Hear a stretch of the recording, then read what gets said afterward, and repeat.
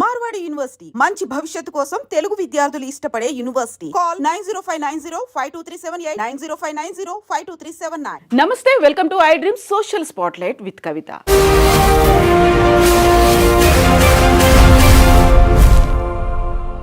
America first, make America great again అనేటువంటి నినాదాలతో America అధ్యక్షుడిగా బాధ్యతలు స్వీకరించినటువంటి డొనాల్డ్ ట్రంప్ ప్రమాణ స్వీకారం దగ్గర నుంచి సంచలనమైనటువంటి నిర్ణయాల్ని తీసుకుంటున్నారు. ఒకవైపు ఎగ్జిక్యూటివ్ ఆర్డర్స్తో పాటుగా ప్రపంచ దేశాల మీద టారిఫ్స్తో ప్రపంచ దేశాలన్నీ ఆలోచించే విధంగా ట్రంప్ నిర్ణయాలు ఉన్నాయి. అయితే వచ్చే వారంలోనే ట్రంప్ మరికొన్ని నిర్ణయాలు తీసుకోబోతున్నారు. అందులో ప్రపంచ దేశాల మీద ట్రావెల్ బ్యాన్ అనేది విధించే అవకాశాలు ఉన్నాయనేటువంటి వార్త పెద్ద సంచలనంగా మారింది. నిజంగా ట్రావెల్ బ్యాన్ ఏ దేశాలకు వర్తిస్తుంది, రెడ్ సిగ్నల్లు ఎవరికి ఇవ్వబోతున్నారు? మనతో పాటుగా ఉన్నారు centre for human security studies founder doctor Ramesh Kanneganti గారు. రమేష్ గారు నమస్కారం అండి. సో గతంలో మనం ట్రంప్ గురించి మాట్లాడుకున్నాం. ట్రంప్ రాగానే సంచలనమైనటువంటి నిర్ణయాలు తీసుకుంటారు. ఎగ్జిక్యూటివ్ ఆర్డర్స్తో దేశంలోనూ టారిఫ్స్తో బయట కూడా తన నిర్ణయాల ప్రభావం ఉంటుంది అనేది. ఇప్పుడు మనం మాట్లాడుకోబోతున్నటువంటి ఈ ఒక హాట్ టాపిక్ ప్రపంచ దేశాల మీద ఎలాంటి ప్రభావం చూపిస్తుంది? తప్పకుండా అండి. ముఖ్యంగా ఐ డ్రీమ్ ప్రేక్షకులకి నా నమస్తే. కవిత గారు చాలా మీనింగ్ఫుల్ క్వశ్చన్ అడిగారు. ట్రంప్ జనవరి 20, 2025 ప్రమాణ స్వీకారం చేసిన దగ్గర నుంచి 47th president of United States of అమెరికాగా రేపు మార్చి 20కి 2 నెలలు పూర్తవుతుంది. ఎగ్జాక్ట్లీ జనవరి 20న ప్రమాణ స్వీకారం అయింది. జనవరి 20 నుంచి మార్చ్ 20కి ఈ 60 డేస్లో అంటే 2 నెలల వ్యవధిలో ఇంకొక 4 రోజుల తర్వాత ఆయన తెలిసిన సమాచారం ప్రకారం కాబట్టి according to the reliable information that we have codified, అర్థం ఏంటంటే department of homeland security, national intelligence agency of United States of America, అన్నిటికీ మించి justice department, immigration customs executive agency ICE అంటారు, ఐసీఈ, తర్వాత US customs and internal security చూసే agency USCIS department, United States customs and immigration service USCIS, ఇవన్నీ కలిసి ఒక ప్రపంచాన్ని red స్టేట్స్గా, ఆరెంజ్ స్టేట్స్గా, ఎల్లో స్టేట్స్గా డివైడ్ చేసి ట్రావెల్ బ్యాన్ అనేది అమెరికాలో ఎప్పటి నుంచో ఉంది. అంటే పలానా దేశానికి కరువు కాటకాలు ఉన్నాయి, లేకపోతే అంటువ్యాధులు ఉన్నాయి, లేకపోతే అక్కడ పొలిటికల్ వైలెన్స్ ఎక్కువగా ఉంది, క్రైసిస్ ఉంది అంటే న్యాచురల్ డిజాస్టర్స్ని, మ్యాన్మేడ్ డిజాస్టర్స్ని ఉద్దేశిస్తా కొన్ని దేశాలని వాళ్ళు ఆల్రెడీ ఇదివరకే ట్రావెల్ బ్యాన్ విధించడం అనేది it's very common thing.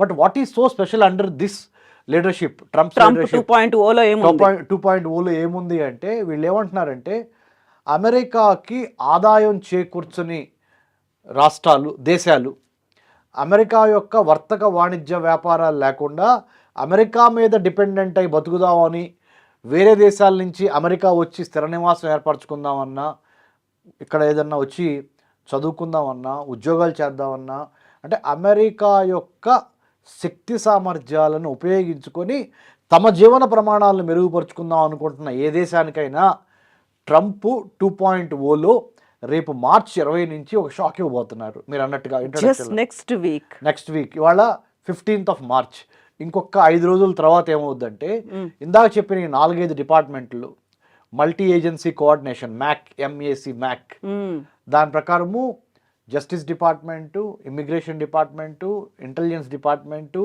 Federal bureau of investigation, ఇవన్నీ కలిసి ఏం చేస్తున్నాయి అంటే ట్రావెల్ బ్యాన్తో పాటు వీసాలు, ఈ దేశాలకి వీసాలు ఇవ్వటం అనేది చాలా కష్టమైపోతుంది అనే దాని మీద వాళ్ళు వెరీ గుడ్. సో దాన్ని మీరు ఇక్కడ చూడొచ్చు మన ప్రేక్షకులందరూ.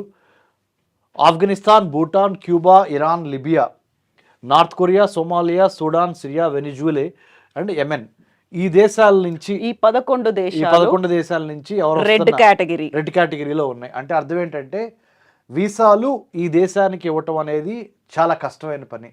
ఈ దేశస్థులు, ఈ citizens of these countries out of 100% 80% వరకు ఒక వీసా తీసుకొచ్చుకోవటం అంటే American visa it's next to impossible because all of this all travel band అంటే ఇందులో ఇంకా మనకి బిజినెస్ అనేది ఉండదు, F1 ఉండదు, H1B ఉండదు, L1 ఉండదు, M1 ఉండదు, నో వీసా. వర్తక వాణిజ్య వ్యాపారాలు, విద్య, ఏదైనా చెప్పండి మీరు, ఈ దేశాల నుంచి వచ్చే వాళ్ళకి మా దేశానికి గేట్లు మూసేస్తున్నాము అనే దాని మీద ఇంకొక 5 daysలో American government under the leadership of Donald Trump is going to come out openly.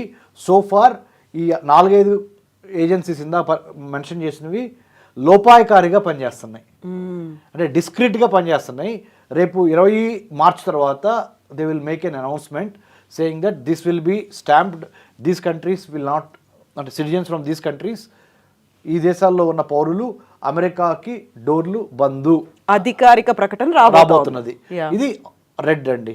Next orange, Belarus, Eritrea, Haiti, Laos, Myanmar, Pakistan, Russia, Sierra Leone, South Sudan, Turkmenistan.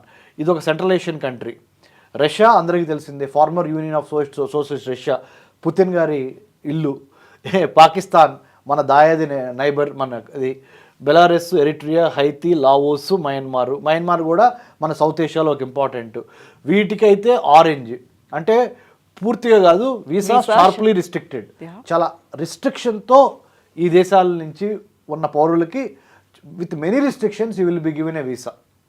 అది ఇక్కడ. కానీ ఇక్కడ కొసమెరుపు ఏంటంటే, ఒక పక్కన ట్రంప్కి, ఇంకో పక్కన రష్యన్ ప్రెసిడెంట్ పుతిన్కి మంచి ఒక రకమైన అండర్స్టాండింగ్ ఉందనేది ఉంది. ఇప్పుడు కొంచెం ఫ్రెండ్షిప్ డెవలప్ అయింది, ఆరెంజ్ లో ఉన్నారు. సో దీన్ని ఎట్లా రిజాల్వ్ చేస్తారనేది చూడాల్సిన అంశము. పాకిస్తాన్కి సంబంధించి అయితే మనం చెప్పేది ఏముంది, it's a failed state.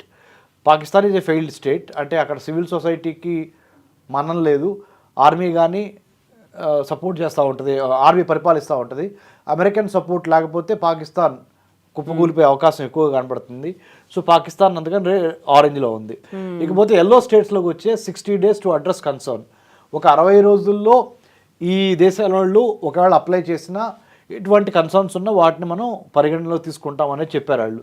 Angola, Antigua, Barbuda, Benin, Burkina Faso, Cambodia, Cameron, Cape Chad republic. అంటే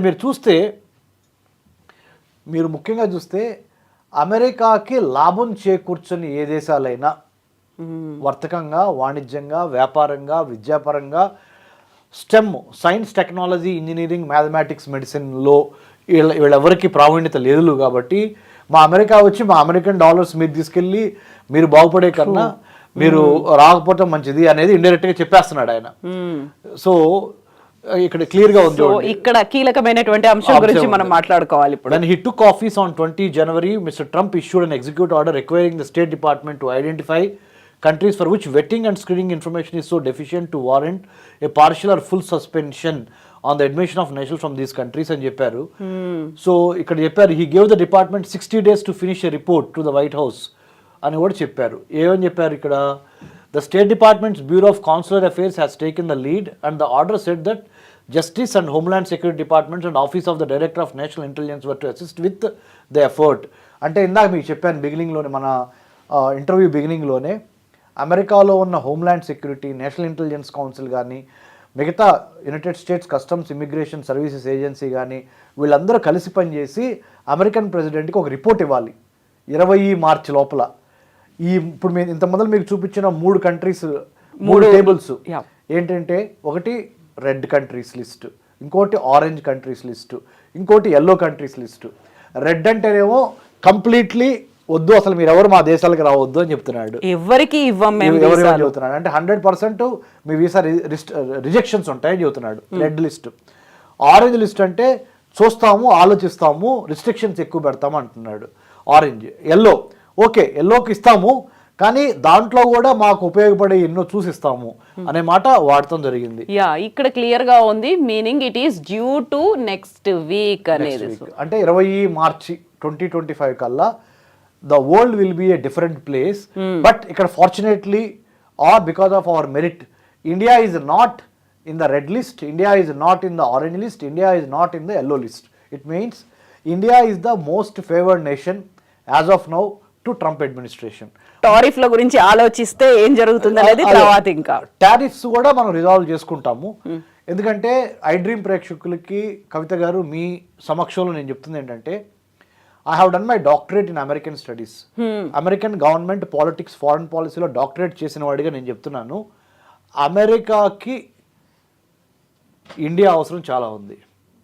అలానే ఇండియా కూడా అమెరికా అవసరం ఉన్నది. కానీ అమెరికాకి ఇండియా అవసరం చాలా ఎక్కువగా ఉంది ఇప్పుడు.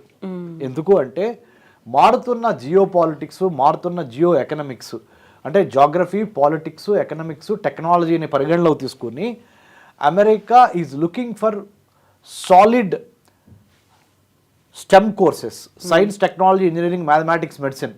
బ్రెయిన్ పవర్ ఎవరి దగ్గర ఉంది అంటే మిషన్స్ అమెరికా దగ్గర ఉన్నాయి, ఇన్ఫ్రాస్ట్రక్చర్ అమెరికా దగ్గర ఉంది. కానీ ఆ ఇన్ఫ్రాస్ట్రక్చర్ని నడిపించగలిగిన చతురత, చాణక్యము, నేర్పరితనము, ఓర్పు, సహనము అన్ని మేళవించి ఉన్న జాతి ఏదైనా ఉందంటే అది భారత జాతి.